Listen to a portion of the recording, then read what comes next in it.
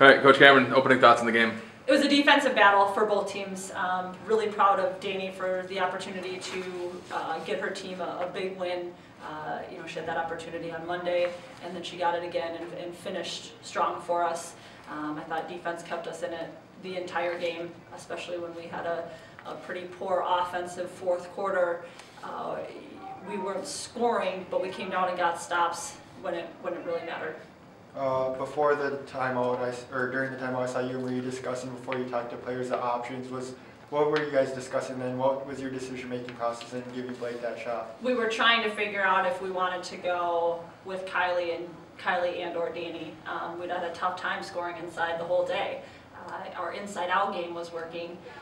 Reverse pivots reverse layups were working, but we were having a really tough time scoring inside. So to run a play inside makes it kind of tough, if it's not working the entire game. So we actually we had an option with both with Kylie and Danny, for Danny to drive or Kylie to be able to pop high, and we could choose which one to pass it to, and Danny made the play.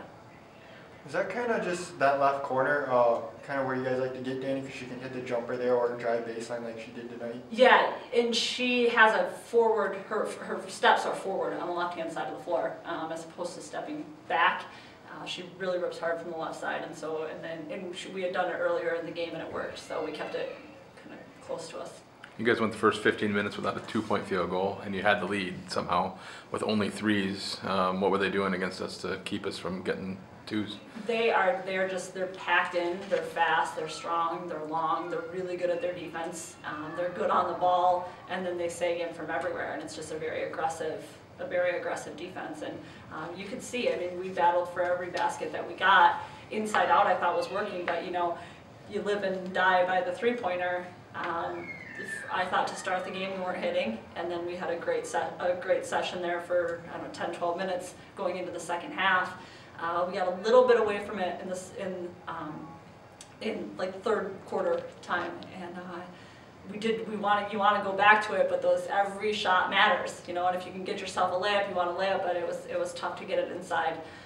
But ultimately Dana was able to make the play inside, which was great. We talked about late game situations before, you guys not being able to finish.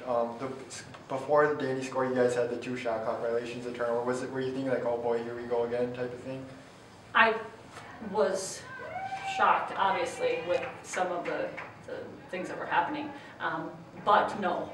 It was like, we still have the lead, you have to get a stop, and that kept us focused. And to be able to do that without scoring so much in the fourth quarter, we didn't score so much in the fourth quarter, to be able to come down and get a stop, that mental toughness when you're not getting anything kind of in return, was really good for our players, to be able to go down, get a stop, focus, understand that if they don't score again, you're still going to win the game, and that was what we had to do. You've coached twice now against Mike Williams. How hard is it? How much change have they made in 1 year with him? They've done an awesome job. He's an incredible coach, and they're a tough team in general. They have that toughness. They've had it. They will continue to have it moving forward. What's it mean for the GLIAC North to get this win? It's obviously huge, and it helps our players to know that they can play with the best, they can be the best, they can beat the best, and this is really going into our second round of games. For us to carry this momentum forward is going to be huge. Thanks, Coach.